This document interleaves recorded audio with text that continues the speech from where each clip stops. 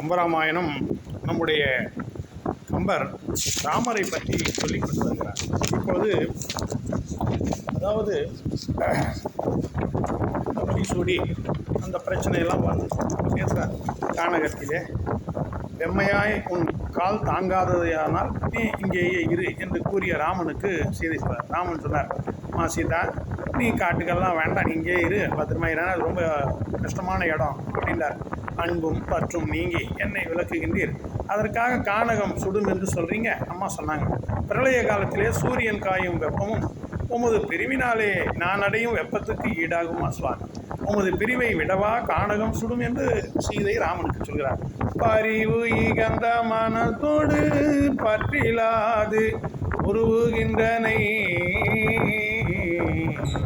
அறிவு இகந்த மனத்தோடு பற்றிலாது பொருவுகின்றனை, ஊழி அறுக்கேனும் பாப்பா ஊழி அறுக்கணும் எரியும் என்பது வாந்தையது இன்று நின் பிரிவினும் சுடுமோ பெரும் காடு. யாவரும் தொடர்ந்து வர ராமன் தேரிலே செல்கிறார். ராமனை வனத்துக்கு அனுப்பும்போது அரசனருகே இருந்த தேவியர் சுவரில் எழுதிய சித்திரங்களும் தவிர அந்த நகரினர் அனைவரும் சென்றார்.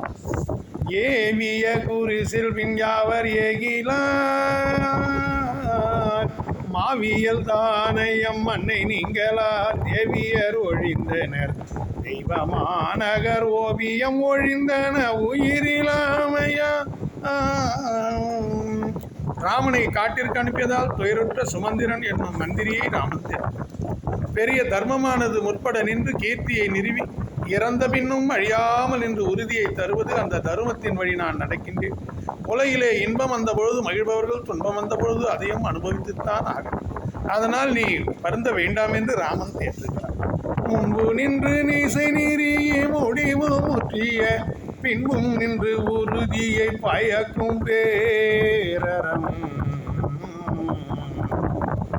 இன்பம் வந்து ஒரு மேனி நீனியது ஆயிடை துன்பம் வந்து ஒரு மேனில் துறக்கலாகுமோ. சுமந்திரனிடம் சீதை சொல்லி அனுப்பும் செய்தி. சுமந்திரரே, நீர் நகருக்கு திரும்பி சக்கரவர்த்திக்கும் மாமிமார்களுக்கும் எனது வணக்கம் கூறி என் தங்கைமார்களிடம் நான் வளர்த்து வந்த கிளி மைனா முதலியவற்றையெல்லாம் பாதுகாக்கும்படி சொல் என்று சீதை சுமந்திரனிடம் சொல்கிறார்.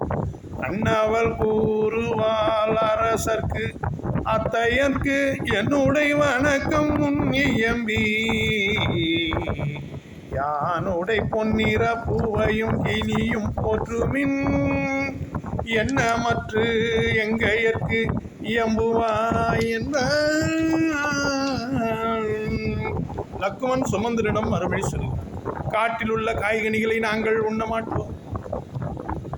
அங்கே நல்ல உணவுகளை உணர்க்கின்ற சக்கரவர்த்திக்கு இன்னும் நாங்கள் சாகாமல் இருக்கின்ற வலிமை உடையவர்களாக இருக்கின்றோம் என்பதை சொல்லு. நாங்கள் காட்டில் உள்ள காய்கனிகளை எல்லாம் ஒன்று, நீங்கள் எல்லாம் நல்ல உணவுகளை எல்லாம் சாப்பிடுங்க, வீட்டில் நல்லா சந்தோஷமாக இருங்க, நாங்கள் சாகாமல் இருக்கிற வலிமை உடையவர்களாக இருக்கின்றோம் என்று சொல்லிட்டு லக்ஷ்மணன் மிகவும் கனத்த இதயத்தோடு சுமந்திரன் சொல்கிறார். கானகம் பற்றினல் பூதல்வன் காய் ஊன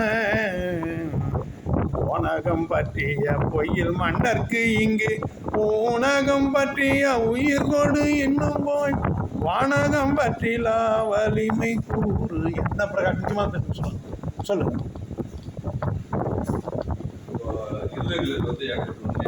சரி, போட்டுருங்க.